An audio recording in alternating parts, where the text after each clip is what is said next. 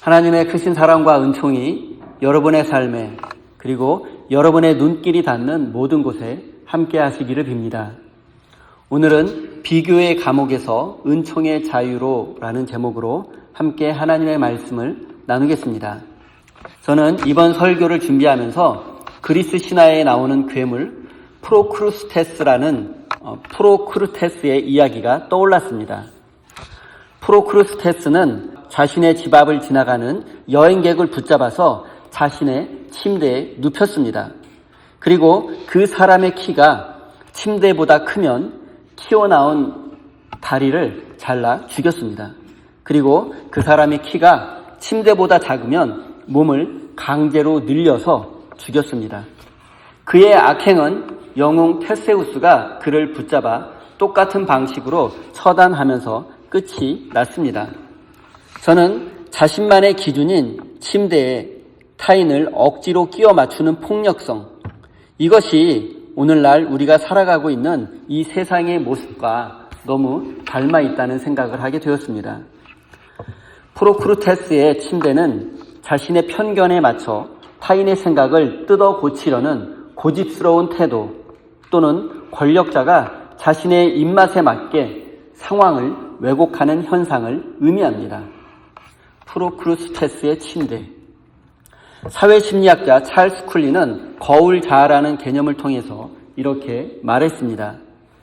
사람들은 타인이 나를 어떻게 보느냐라는 것에 집중한다고 말입니다. 사람들은 타인이 나를 어떻게 보느냐에 너무 집중한 나머지 그 사람들이 나를 보는 것을 통해서 자기 자신을 인식한다고 합니다. 남들이 보고 평가하는 자신의 모습이 진짜 자신의 모습이라고 착각하는 것을 거울 자아라고 말합니다. 우리가 끊임없이 타인의 시선을 의식하고 누군가와 나를 비교하며 안도하거나 혹은 절망하는 것을 보면 거울 자아라는 말은 사실인 것 같습니다. 오늘 본문 말씀에는 이 프로크루테스의 침대와 같은 기준을 가지고 성전에 올라온 한 사람과 그 침대 곁에 얼씬도 하지 못하는 또 다른 한 사람의 이야기가 기록되어 있습니다. 바로 바리새인과 세리입니다. 그리고 우리는 먼저 바리새인에 관한 편견을 깰 필요가 있습니다. 우리는 흔히 바리새인을 나쁜 사람으로 그리고 세리를 착한 사람으로 단정 짓습니다. 하지만 당시 사회에서 바리새인은 매우 훌륭한 사람이었습니다. 우리는 흔히 바리새인을 위선자의 대명사로 생각하지만 예수님 당시 바리새인들은 백성들로부터 존경받는 사람들이었습니다. 역사가 요세푸스의 기록에 의하면 헤롯 대왕 당시 바리새인의 수는 약 6,000명 정도였다고 합니다. 당시 인구 비례로 볼 때 이들은 선택받은 소수 정예 엘리트였습니다. 그들의 이름 바리사이오스는 분리된 자라는 뜻입니다. 그들은 죄악된 세상과 자신을 철저히 분리했습니다.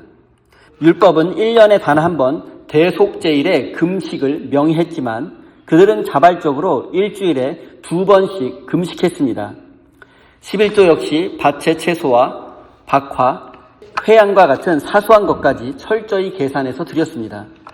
오늘날로 말하자면 주일 예배뿐만 아니라 새벽기도, 수요기도회, 금요 심야 기도회를 빠짐없이 참석하고 11조와 감사 헌금까지 완벽하게 드리는 완벽한 성도, 그 사람이 바로 바리새인이었습니다. 그런데 예수님은 이 바리새인에게 문제가 있다고 말씀하십니다. 그의 기도를 한번 들어보겠습니다. 11절 말씀을 제가 읽겠습니다. 하나님 감사합니다. 나는 남의 것을 빼앗는 자나 불의한 자나 간음하는 자와 다른 사람들과 같지 않으며 더구나 이 세리와는 같지 않습니다. 옛날 성경에는 이렇게 번역했습니다. 하나님이여 나를 다른 사람들 곧 토색, 불의, 간음하는 자들과 같지 아니하고 이 세리와도 같지 아니함을 감사드립니다. 바리새인의 이 기도를 심층심리학, 특히 칼 융의 그림자 이론으로 분석해보면 매우 흥미로운 지점이 발견됩니다. 정신 분석학적으로 볼 때 바리새인이 굳이 언급할 필요도 없는 토색, 불의, 간음과 같은 단어를 꺼낸 것은 역설적으로 그가 그런 욕망에 시달리고 있다는 반증일 수 있습니다. 사람들은 자신의 내면에 억눌린 부정적인 욕망, 이 그림자를 타인에게 투사합니다. 나는 저 욕심쟁이와 다르다고 외치는 것은 사실 내 안에 그와 똑같은 욕심이 있음을 들키지 않으려는 방어 기제입니다.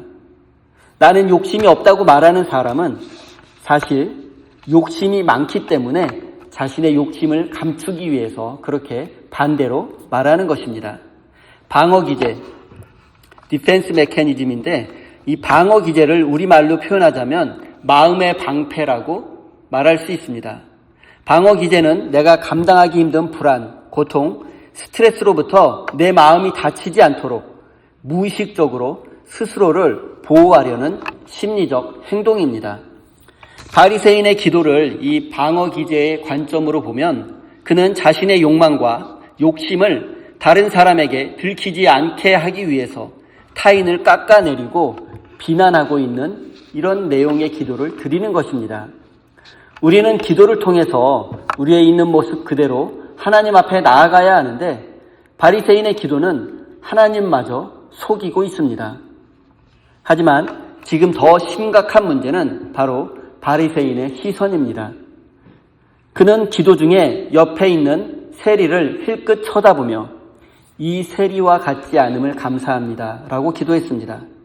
하지만 이것은 진정한 감사가 아니라 비교에서 나오는 우월감입니다. 바리새인의 시선은 메두사의 눈을 닮았습니다. 그리스 신화의 메두사는 눈이 마주치는 모든 존재를 돌로 만들어버립니다. 마찬가지로 바리새인의 시선은 자신과 마주치는 모든 사람을 죄인으로 만들어버립니다. 세리를 죄인으로 낙인 찍었듯이 말입니다. 자신과 비교해서 자신보다 조금이라도 부족한 점이 있는 사람들 모두를 죄인으로 낙인 찍어버립니다. 멀쩡한 사람을 죄인으로 만들어버립니다. 이것이 바로 메두사의 눈과 닮은 지점입니다. 바리새인의 기도는 하나님과의 대화가 아닙니다. 자신의 종교적 마일리지를 쌓고 있는 것에 불과합니다. 내가 더 많이 기도했고, 내가 더 많이 금식했고, 내가 더 많이 헌금했다는 자신의 의로움을 확인하는 것에 불과합니다.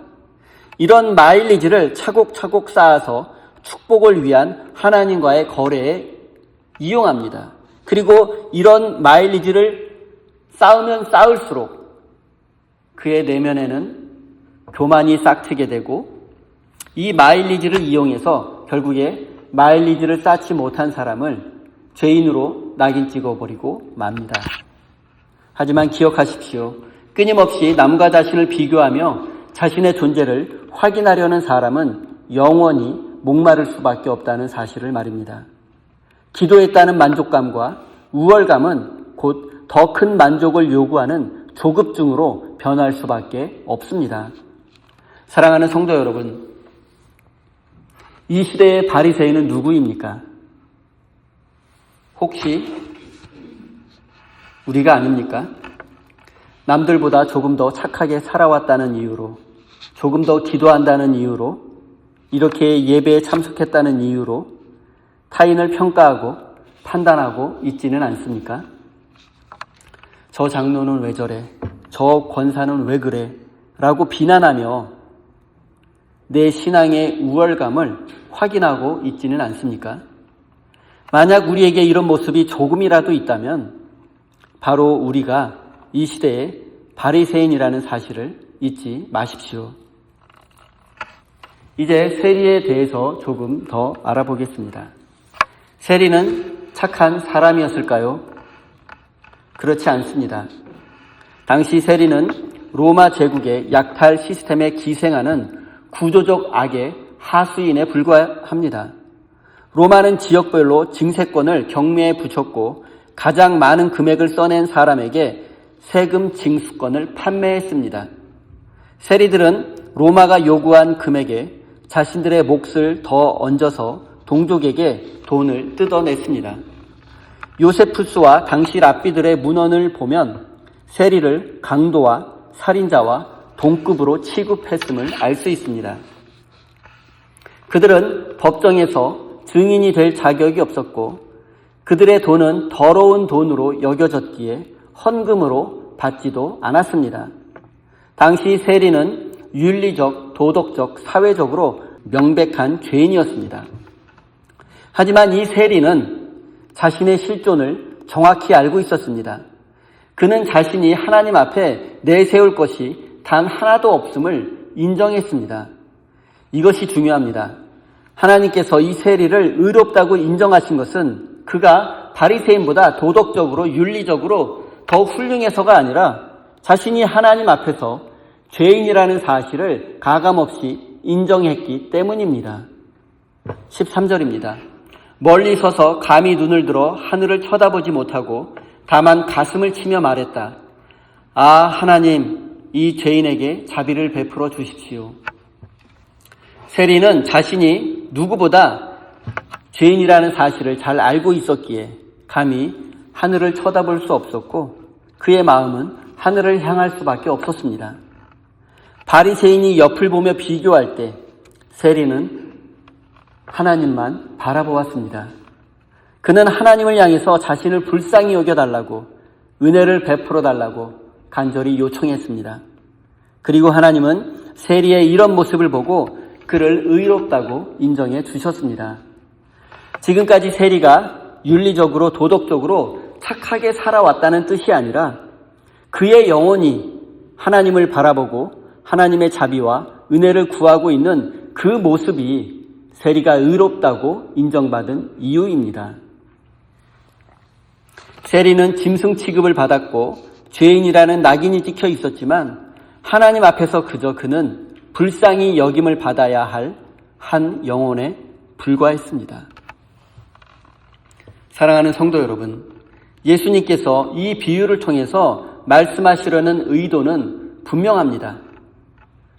구원은 인간의 노력으로 얻을 수 있는 것이 아니라 하나님의 선물이라는 것입니다. 착한 행동을 많이 했다는 도덕적 우월감으로 타인을 멸시하는 바리새인보다 비록 삶은 망가졌어도 하나님 없이는 살 수 없다고 고백하는 이 절망에 빠진 죄인이 하나님 나라에 더 가깝다는 충격적인 선언입니다. 하나님은 잘난 사람이 아니라 도와달라는 사람을 찾고 계십니다. 하나님은 의로운 사람이 아니라 회개하는 죄인을 찾고 계십니다. 저는 지난주 설교에도 살펴보았던 렘브란트의 탕자의 귀향이라는 그림이 떠올랐습니다. 다 찢어진 옷을 입고 거지 같은 모습으로 집에 돌아온 탕자의 등을 어루만지는 아버지의 손. 그 손이 바로 오늘 세리의 가슴을 어루만지는 하나님의 손길입니다. 세리가 의롭다고 인정받은 것은 그가 도덕적으로 훌륭해서가 아닙니다. 그가 착한 사람이기 때문이 아닙니다. 그의 삶은 마땅히 비난과 비판을 받아 마땅하지만 그가 자신의 존재의 근거를 전적으로 하나님께 두었기 때문입니다. 자신의 힘과 노력으로 무너진 삶을 회복할 수 없음을 깨닫고 하나님께 매달려 자비와 은혜를 간구하는 것, 이 모습이 바로 세리의 의로운 모습입니다. 실존주의 철학자 키에르케고르는 참된 신앙은 오직 신 앞에서 단독자가 되는 것이라는 유명한 말을 남겼습니다.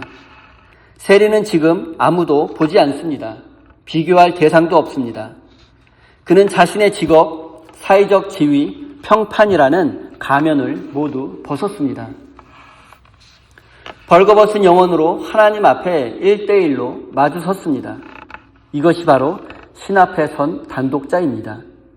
사회적 가면을 모두 벗고 하나님 앞에 홀로 서서 주님, 저의 위선과 탐욕을 용서해 주십시오라고 정직하게 고백하는 사람, 세상의 평가보다 하나님의 시선을 두려워하며 떨리는 마음으로 서 있는 그 사람이 바로 신 앞에 선 단독자이며 하나님께 의롭다고 인정받을 수 있는 사람입니다. 사랑하는 성도 여러분, 그렇다면 바리새인에게 멸시받았던 이 시대의 세리는 누구입니까? 경쟁에서 밀려난 사람들, 패배자로 낙인 찍힌 사람들, 우리가 혐오의 시선으로 바라보는 모든 이 사회의 소수자들 아닙니까? 또 사람들에게 손가락질 받으며 나는 안 돼라는 자괴감과 절망 속에 있는 사람들이 아닙니까? 그리고 남들에게 말 못할 죄책감과 부끄러움을 안고 오늘 이 자리에 있는 우리 자신이야말로 이 시대의 세리가 아니겠습니까? 바로 우리가 이 시대의 세리임을 깨닫고 하나님 앞에선 단독자가 되어서 하나님의 자비와 은혜를 누리는 복된 인생이 되시기 바랍니다. 이제 우리의 내면을 조금 더 깊게 들여다보겠습니다. 설교 내내 우리는 바리새인과 세리를 따로따로 떼어놓고 생각해 보았습니다. 하지만 정직하게 우리 자신을 성찰해 보면 우리 안에는 바리새인과 세리가 공존하고 있습니다. 우리는 남보다 조금만 잘한 일이 있으면 금세 바리새인이 되어서 나는 저 사람과 다르다며 교만해집니다. 반대로 조금만 실수하거나 남보다 뒤처지면 금세 세리가 되어서 열등감과 비굴함에 빠져들고 맙니다. 우리는 하루에도 수십 번씩 교만과 비굴함 사이를 오르락내리락하며 살고 있습니다. 이런 현실 속에서 우리가 날마다 자신에게 던져야 할 질문은 과연 하나님 앞에서 무엇이 옳은가라는 질문입니다. 바리새인처럼 타인과 비교해서 얻은 우월감은 공허할 뿐입니다. 또한 세리처럼 비굴함과 죄책감에 빠져서도 안 됩니다.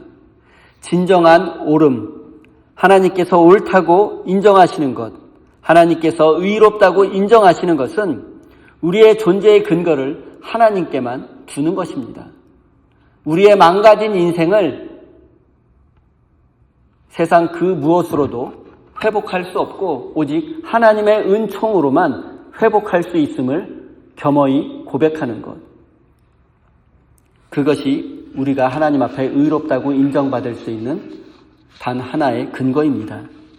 내가 잘났든 못났든 상관없이 하나님의 은총이 없으면 나는 한순간도 살 수 없는 죄인임을 인정하는 그 태도, 그곳에 참된 자유와 행복이 있습니다. 이제 시선을 우리 개인에서 이 시대의 교회로 돌려보겠습니다. 오늘날 세상 사람들은 교회를 향해 비난의 돌을 던집니다. 왜 이렇게 교회가 쇠퇴하고 몰락의 길을 걷고 있습니까? 뼈아픈 지적이지만 우리가 바리새인의 교만과 세리의 악을 동시에 저지르고 있기 때문입니다. 오늘날 많은 교회가 바리새인처럼 우리만 옳다는 교만에 빠져 있습니다. 그래서 이웃을 정죄하고 사회적 약자들을 배제하고 혐오하는 일에 앞장서 있습니다. 동시에 세리처럼 돈과 권력을 사랑하고 부흥과 성장을 위해서라면 수단과 방법을 가리지 않는 물질 만능주의와 탐욕에 빠져 있습니다. 세상은 교회에게 예수님의 겸손을 기대했지만 바리새인의 교만을 보았고, 또한 세상은 교회에게 거룩한 희생을 기대했지만 세리의 탐욕만을 보았을 뿐입니다. 이것이 바로 오늘 이 시대의 교회가 직면한 쇠퇴의 본질적인 원인입니다. 사랑하는 성도 여러분, 우리는 어디로 가야 합니까? 어떻게 해야 합니까? 성도와 교회는 무엇을 결단해야 합니까? 첫째, 바리새인의 단상에서 내려와야 합니다. 교회는 심판자가 아닙니다. 영적 교만에 빠져 세상 사람들을 판단하고 정죄해서는 안 됩니다. 우리가 틀릴 수도 있습니다. 그리고 우리도 역시 죄인입니다. 라고 고백하며 세상의 가장 낮은 곳으로 내려가서 그들의 발을 씻기는 섬김의 종이 되어야 합니다. 둘째, 세리의 죄를 끊어내고 착한 사람이 되어야 합니다. 세리가 칭찬받은 것은 그가 비록 죄를 지었음에도 죄를 아파하며 하나님을 간절히 찾았기 때문입니다. 하지만 오늘날 성도들은 회개했다고 말하면서 여전히 세리의 악행을 반복하고 있습니다. 이것은 값싼 은혜입니다. 진정한 회개는 강도질한 것을 갚고 삐뚤어진 삶을 바로잡는 삶의 개혁으로 이어져야 합니다. 사랑하는 우리 세임교회 성도 여러분, 이제 비교를 멈추십시오. 혐오를 멈추십시오. 그리고 그 빈자리에 하나님의 은총을 가득 채우십시오. 바리새인의 교만과 독선을 버리고 세리의 탐욕을 버리고 오직 용서받은 죄인의 감격만을 가지고 삶의 자리로 돌아가십시오. 그곳에서 작은 예수가 되어 이웃의 손을 잡을 때 무너진 교회는 다시 세상의 소망이 될 것이며 우리 세임교회는 하나님의 기쁨이 될 것입니다. 기도하겠습니다. 은혜로우신 하나님, 오늘 우리는 말씀의 거울 앞에 벌거벗은 영혼으로 섰습니다. 우리는 끊임없이 타인을 내 기준의 침대에 눕혀 재단하고 나보다 못한 자를 멸시하며 알량한 우월감을 즐겼던 영적 바리새인이었습니다.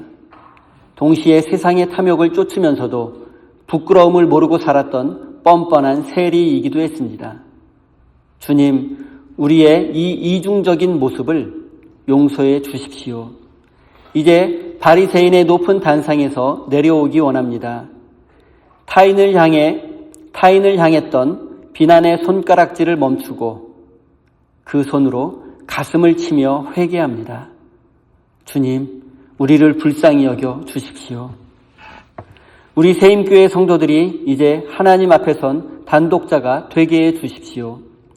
사람의 인정이나 세상의 평가가 아니라 오직 하나님의 시선만을 의지하며 살게 해 주십시오.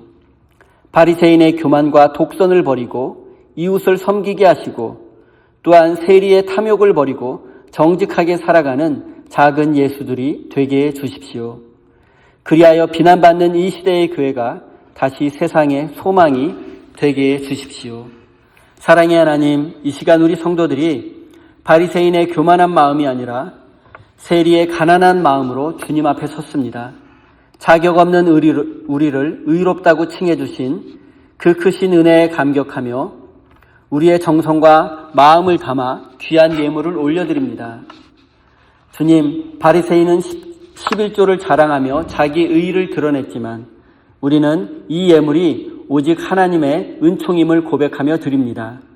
이 예물이 쓰이는 곳마다 차가운 비교와 혐오의 시선이 사라지게 하시고 따뜻한 사랑과 생명의 역사가 일어나게 해 주십시오. 드린 손길마다 세상의 헛된 욕망이 끊어지게 하시고 하나님만이 주실 수 있는 참된 자유와 평화를 누리는 복된 인생이 되게 해 주십시오. 하나님, 매서운 추위가 계속되는 이 계절에 주님이 우리 성도들과 동행해 주셔서 저들의 건강과 안전을 지켜 주십시오. 예수님의 이름으로 기도드립니다. 아멘.